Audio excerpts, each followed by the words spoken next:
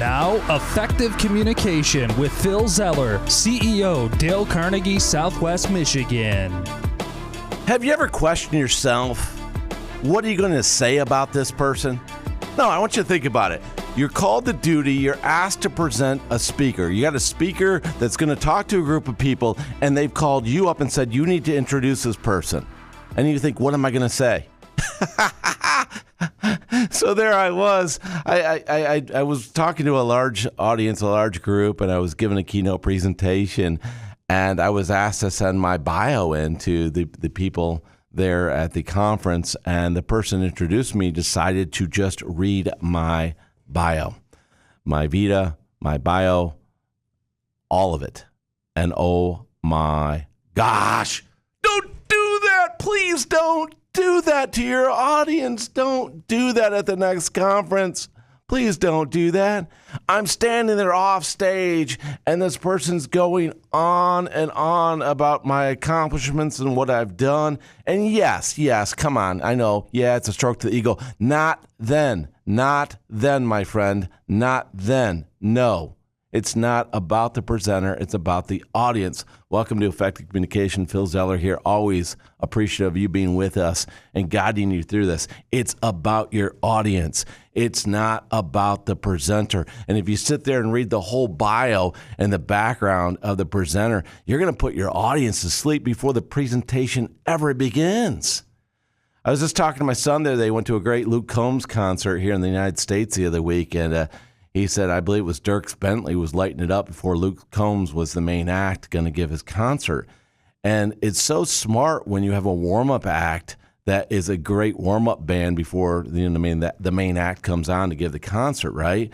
So I got to imagine anybody who's running a concert is really thinking about who's going to warm up the crowd for me before I come on as the main entertainer of the night.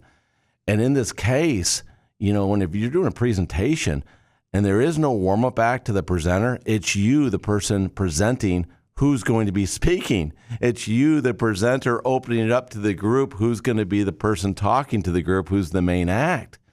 And you've got to connect with the audience. Now, wouldn't it be cool if there's a simple way to do this? And the great news for you, I've got a simple way for you to do this so that you will never fall victim to that mistake of putting the audience to sleep before the presenter even shows up. What you want to do is you want to tiz in the speaker. Yes, I said tiz, T-I-S, tiz in the speaker. The first thing you're going to do when you go up there to introduce a speaker is you're not going to talk about the speaker's name. What you're going to start with is the T. The T stands for topic.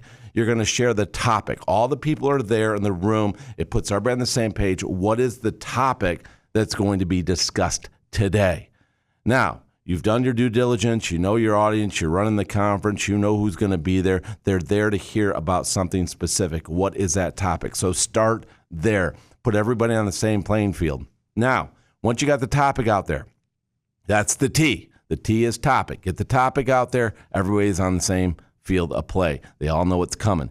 Next thing you want to do is give the I in TIS, T-I-S. The I stands for importance. What is it that the audience is going to take away from this presentation?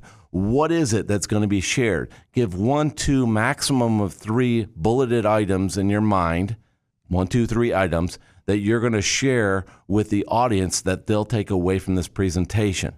So it's almost like a teaser up front, right? It gets them excited about it because, whoa, wait, I'm going to learn this and I'm going to learn that. And oh my gosh, I didn't even know, but I'm going to get that too?